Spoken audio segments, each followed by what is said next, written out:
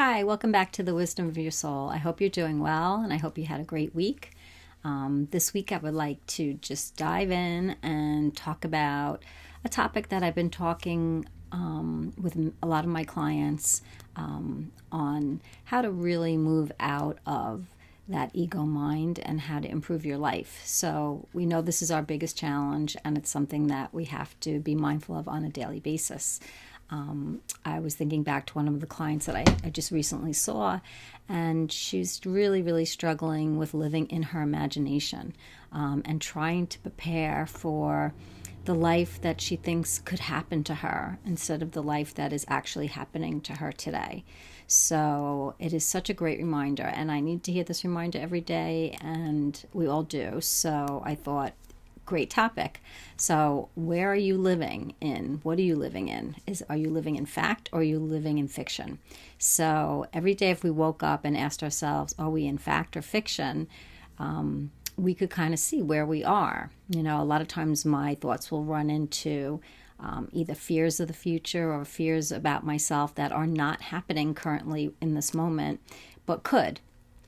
So if something isn't happening in this moment, for us to break away from it and not indulge it and not give it a life of its own and a story of its own, then we can pull it back into this other part of us, this wise part of us that has something completely different to share with us.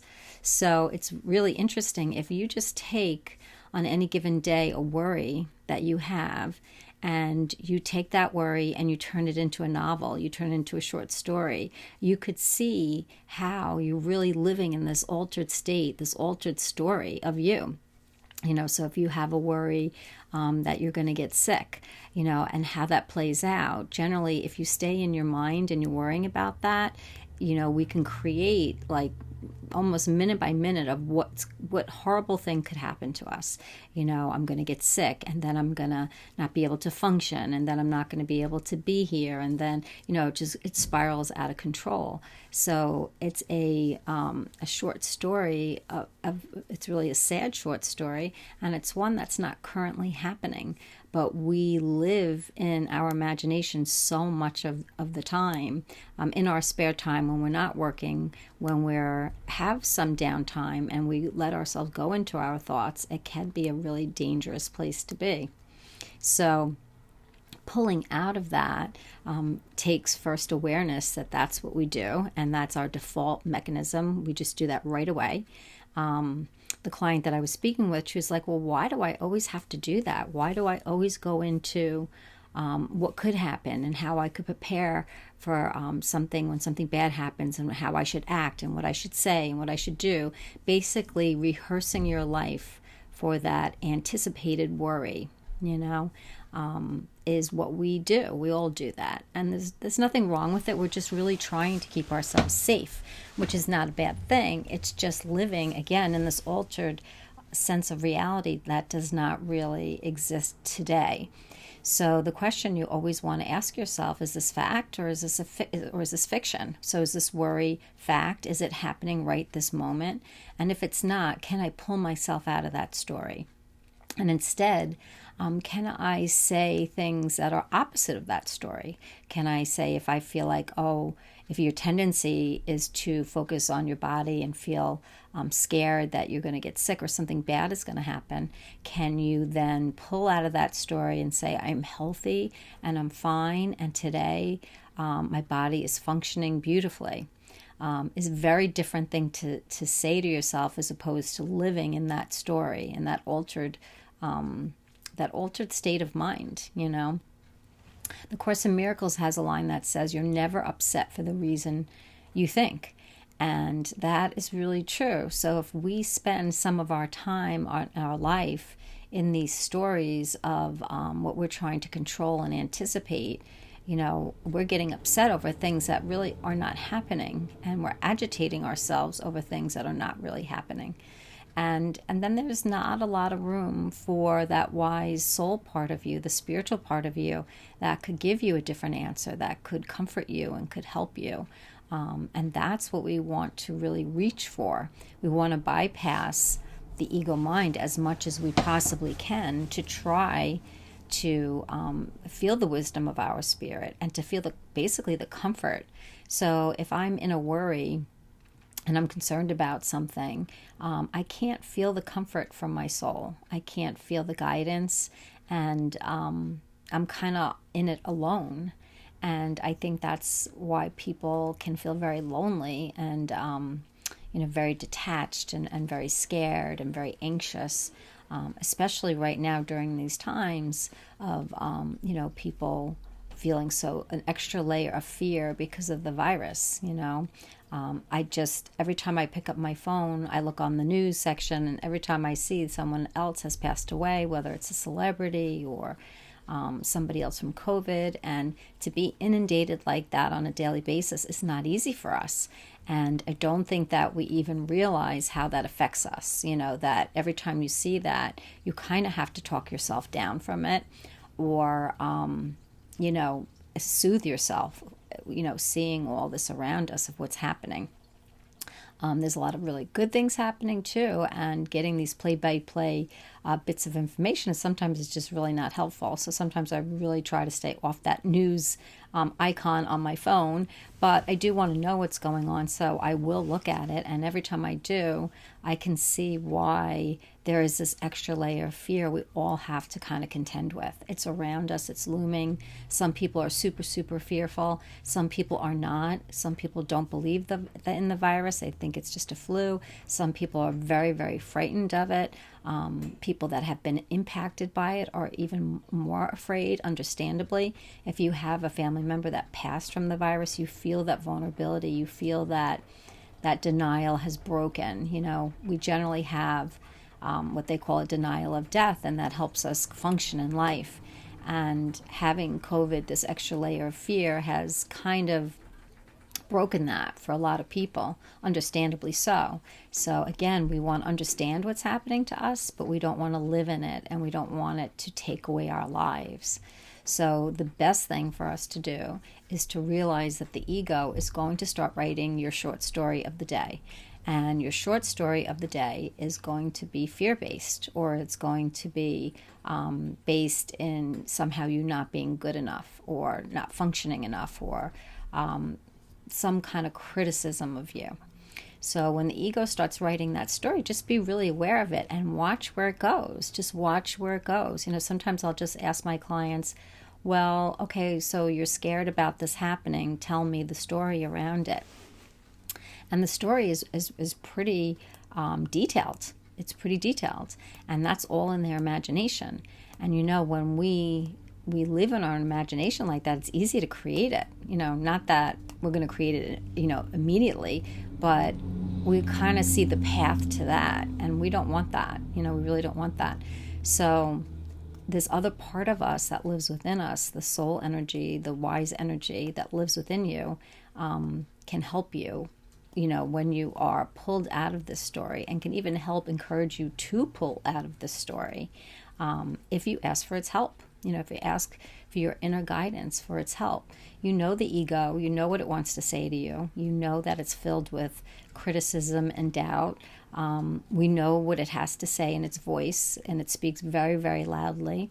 And we want to turn down that volume. And we want to take the story of our day and just close it and put it aside for 5 minutes. Just take it and put it aside for 5 minutes. Take the fiction of your life and move back into the facts of your life. And the facts of your life is that right now everything's fine. Right now you're safe. Right now you're taken care of and you're fed, and basically all your needs are met right now. So that's really where we want to stay, and that's where we want to be. So how can we stay there and not let this ego run our lives? How can we do that? By every time it happens, that we just pull out of it, that we recognize it. That's the first thing. I think a lot of people don't even recognize that they're living most of their day in a story as they're going about their day, which makes them extremely preoccupied, and makes them very difficult for them to be present. And when you can't be present, you'll notice that you'll be doing things like forgetting a lot of things, losing your keys, misplacing your wallet, not remembering, people's names, all kinds of things that happen when we're not present, falling, getting into accidents, because we're running this story in our mind as we're functioning in our lives. And to have those two stories coexisting at the same time can be extremely distracting. It is like texting and driving, and that a lot of people have that running in their head. And I do too at times, and I have to pull myself out of it and ask my soul for its guidance, its wisdom, and also mostly its comfort.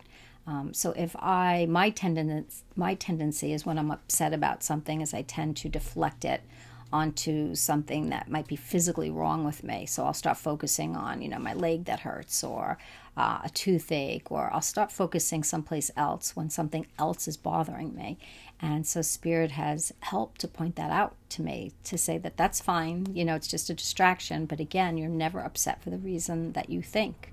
And feeling overwhelmed in this day and age is understandable. So no matter what coping mechanism you might use to help you with that is okay, but you do want to help yourself out of it to get the comfort. And that's the biggest thing, is the comfort of your soul. Religious people will say it's the comfort of God, of the Holy Spirit. Doesn't matter what you want to call it, whatever you resonate with, whether it's God, whether it's, source, love. But whatever it is, we all have it within us, and we all can reach it and connect more to it for guidance and for comfort, and also to help us manage this ego, who is very loud and very, sometimes not really so helpful.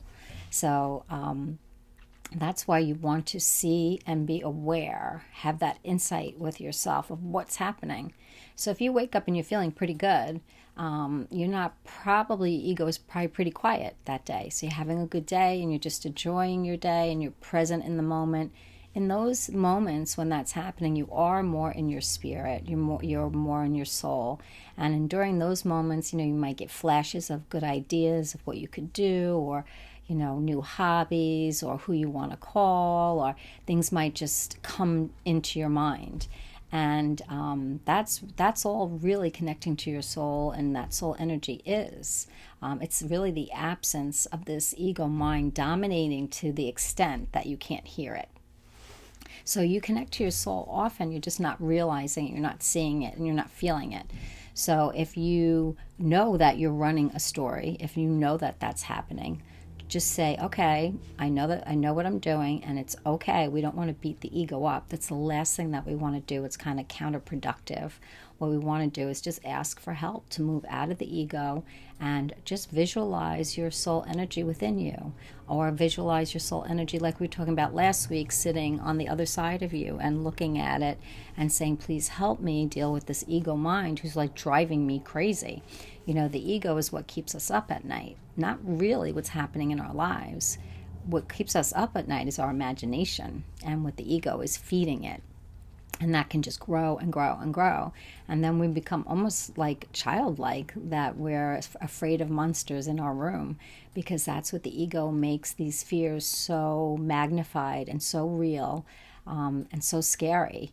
So we need the soul energy. We need that guidance to say, you're fine, everything is good, and nothing bad can happen to you. You're an eternal person, and you're safe, you're protected, you're guided, and you're always looked after, and you're always taken care of, which I think is the most supported feeling to feel. And I guess that's my biggest push for people to connect to their soul energy, because you feel this amazing support system. And right now we need it. We don't really have a lot of support in some ways because we can't be with each other as much. So we're missing some of our support systems. So the soul energy is certainly a beautiful, beautiful support system filled with people that have passed on. And if you believe in angels and guides and whatever you believe in, just visualize that as a support system for you, so that it could help you out of the short story of today. So today, I just want you to practice fact or fiction. Every time you go into your mind, you catch yourself thinking, is this a fact that you're thinking about? And is there something you can do about it? Or is this fiction? And if it's fiction, that you just want to move out of it and say, well, this is not happening right now. And I'm going to move out of these thoughts, and I'm going to ask my soul for its opinion, and to help me. And then just try to sink into your body and see what you feel. See if you feel some sense of peace. See if you feel some comfort. Just wait for your soul to communicate with you in the way that you can hear it and feel it and see it. And it will never fail you if you give yourself the opportunity, if you give yourself these few minutes to be with yourself in a different way. You'll feel the support that you need for today. You'll feel the guidance that you need for today. You'll even hear affirmations. I'll hear affirmations from my clients. So whatever their ego is saying, my soul will give affirmations of the opposite. So if they're having a day that is really, that they don't feel secure in themselves, or they feel that they have to be so perfect, I'll give them an affirmation that says, it's okay not to be perfect. I am human, but I am doing the best that I can, and that is good enough. And, that's a really powerful affirmation for somebody who's a perfectionist. For someone who's a perfectionist, reminding yourself it's okay to not be perfect is so relieving. And if you say that to yourself on a daily basis, because I think a lot of people feel like they have to be perfect, it takes the weight off of you, because you can embrace your imperfections. You can just say, I am not perfect, and I'm a human being, and that is okay. But I know that my heart is in the right place, and that's all that I need. So that's something you'll hear from this energy. And then when you're saying that kind of affirmation, or you're saying what comes to your mind that's better than what the ego is speaking, you'll feel the comfort. You'll just feel comforted. And that we need right now. We need you to feel comforted in this crazy world that we're living in right now. It's the most beautiful feeling of comfort and peace, that just this knowing, this sense that everything is fine. And you probably have had that once before, twice before, many times before in your life, that out of nowhere, you just got this sense that, everything's okay. And that's your soul energy. So you want to be able to connect to that more, and you want to access that when you need it, because it really is a beautiful coping mechanism. And it's one that doesn't make you have to rely on drugs, alcohol, smoking, food. It is probably one of the healthiest coping mechanisms we could find, if we give ourselves the chance to access it. So practice that today. Remember, is the story, your short story of today, is it fact or is it fiction? And if it's fiction, can you move out of the ego and move back into the soul, the wise part of you, and ask for that comfort and that relief and wisdom that will come right to you. So good luck and have a great day, and I'll talk to you next week. Take care. Bye.